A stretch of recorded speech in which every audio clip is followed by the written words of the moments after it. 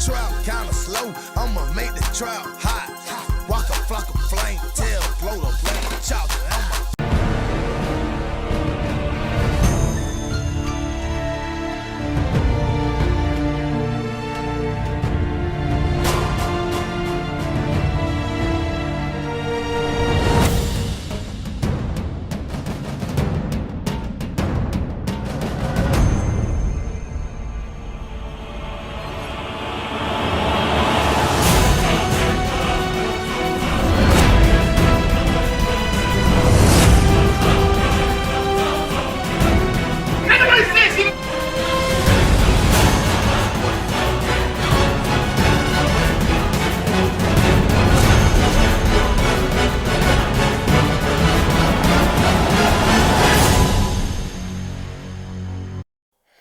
This your boy Young Biz, checking in, and today on the channel, we got a documentary, a short documentary on Big Glow, aka Blood Money, Chief Keef Enforcer, and Hitman.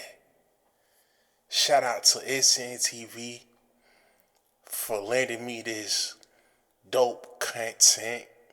He gave me permission. Yeah, shout out to SNTV, he the realest. And if y'all like that Chirac news, I definitely will drop his channel link in the description. Now let's get into the content.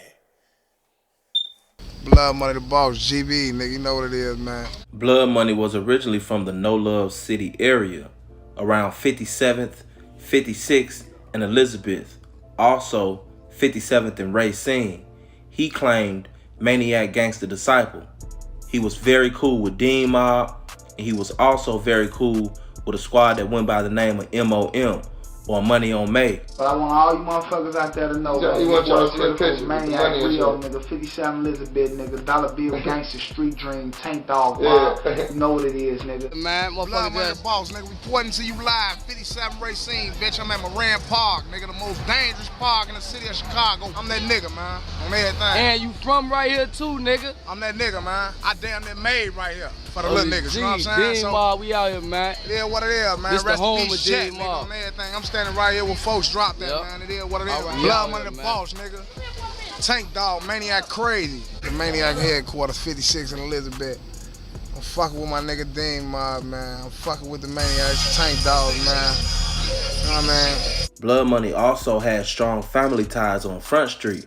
This is why he was so well respected and well loved on Front Street, because Chief Keef, Fredo, and Tato are all his little cousins. Shout out to my little cousin, man, Chief Keef, man. My little cousin Fredo Santana, my little cousin Tato the Savage. We on Gresham, nigga, 061, nigga. Get the motherfucking streets, fam, nigga. 061, Indiana, nigga. Front Street, nigga. You rocking with the niggas, man. Blood Money would grow up without a mother and a father, and without guidance. This would lead him to the streets at a very early age. And by the age of 11, he was already catching cases.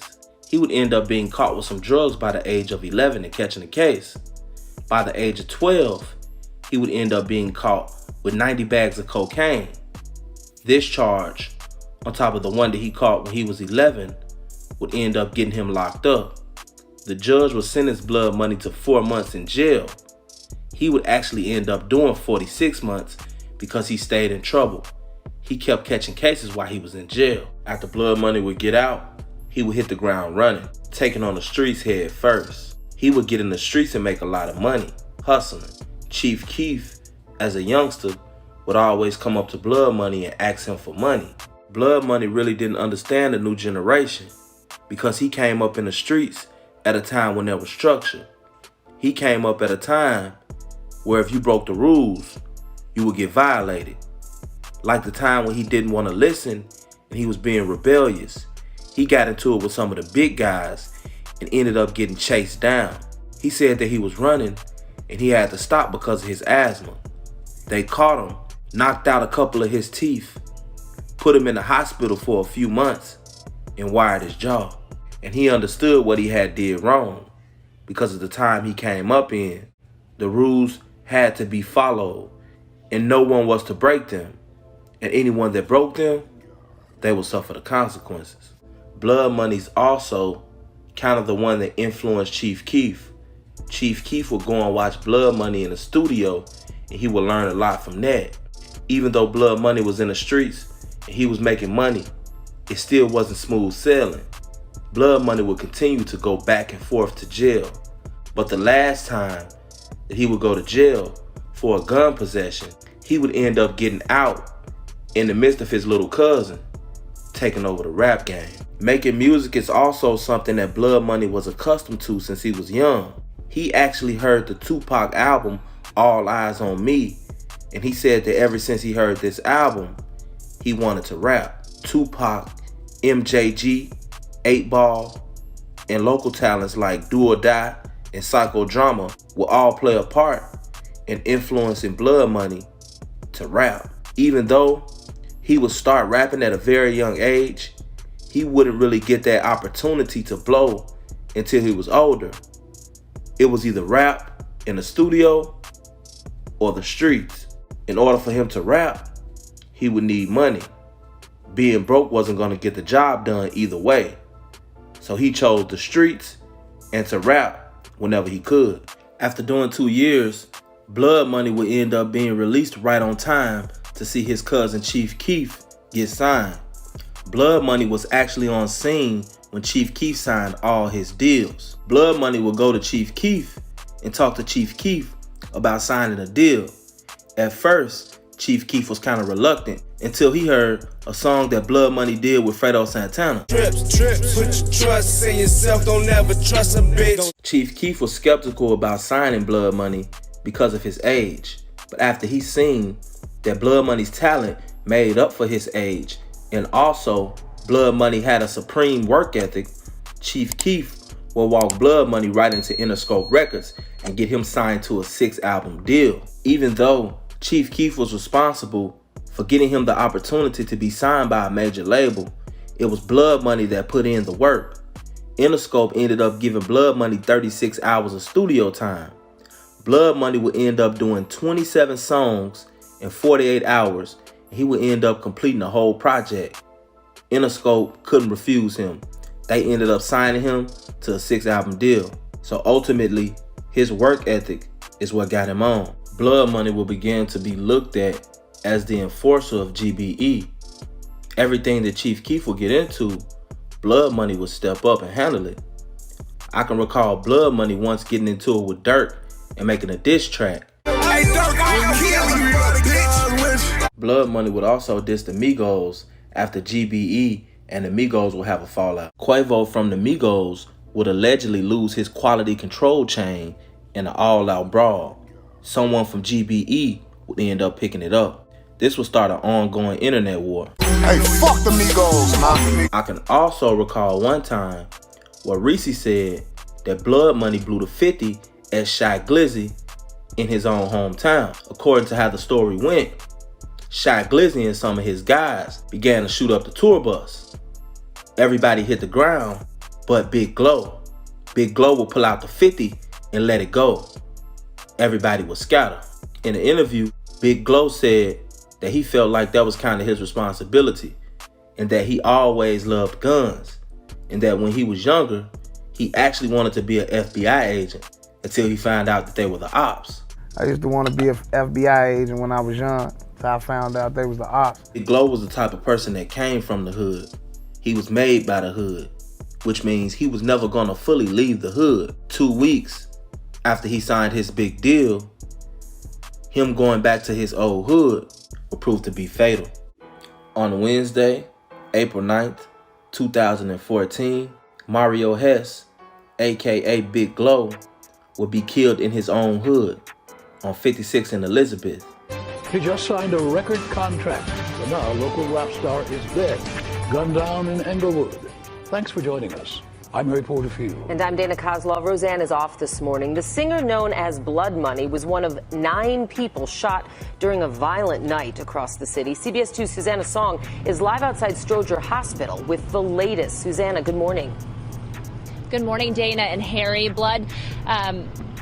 Blood Money went by the name of Mario Hess. That's his real name. His family is in shock this morning. They can't believe he's dead. It was just 2 weeks ago that he signed a record deal with a company out of Los Angeles.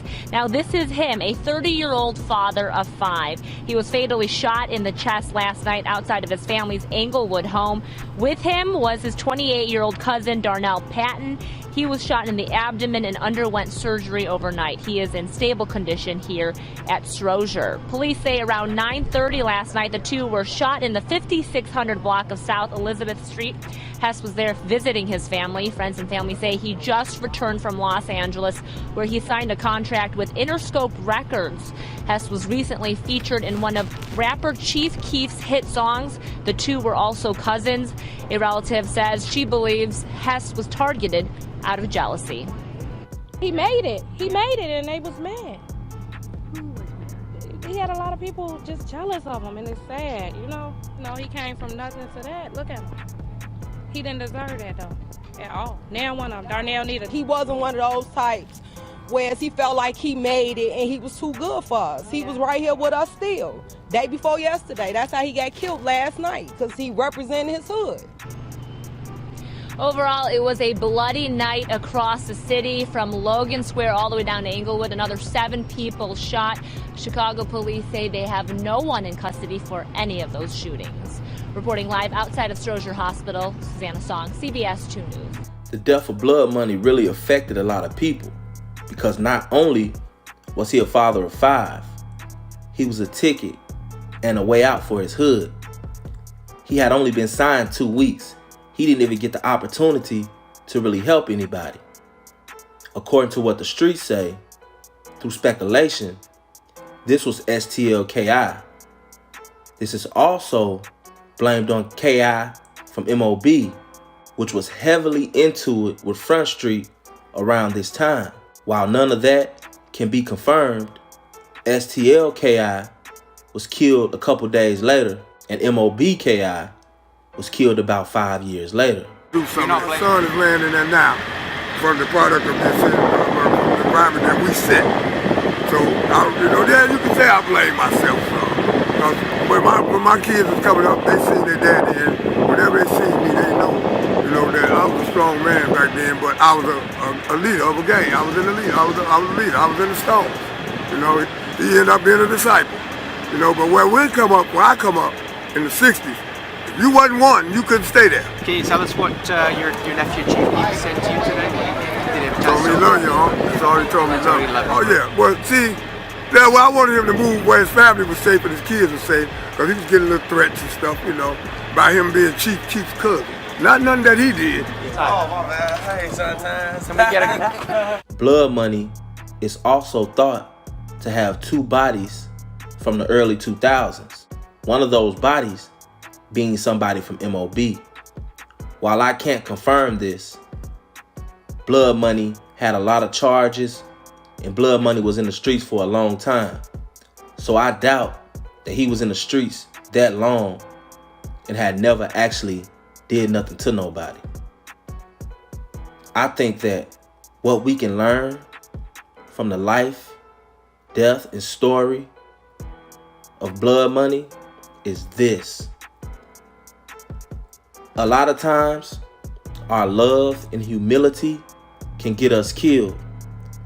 We have to always keep in mind, when we're successful, 90% of people would do anything to be in our position.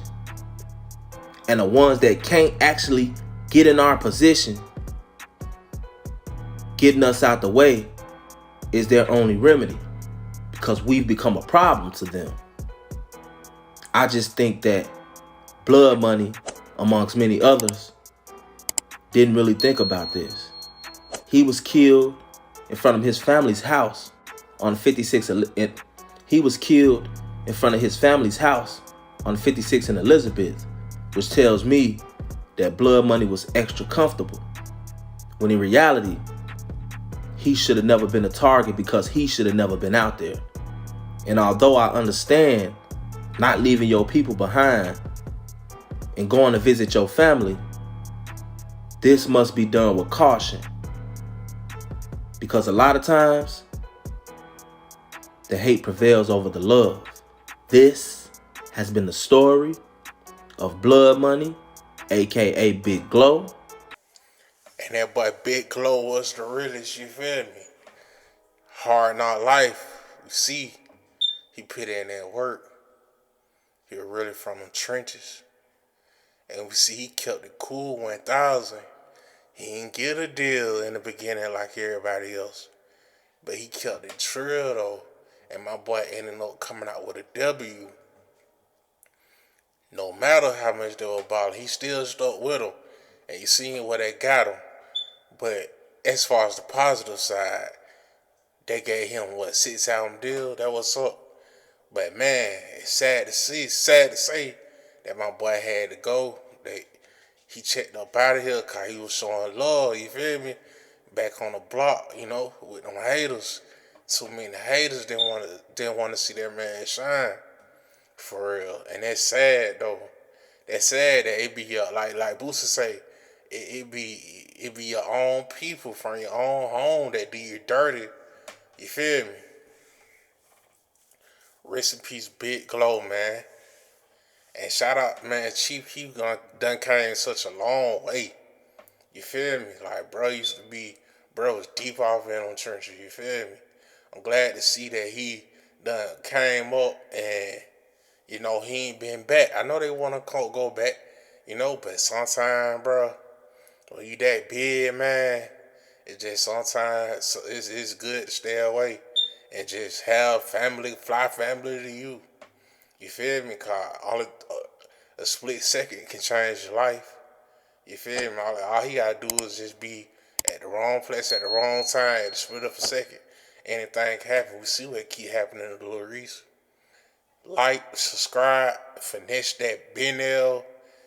Y'all want more reactions like this? Y'all want me to bring y'all more content like this?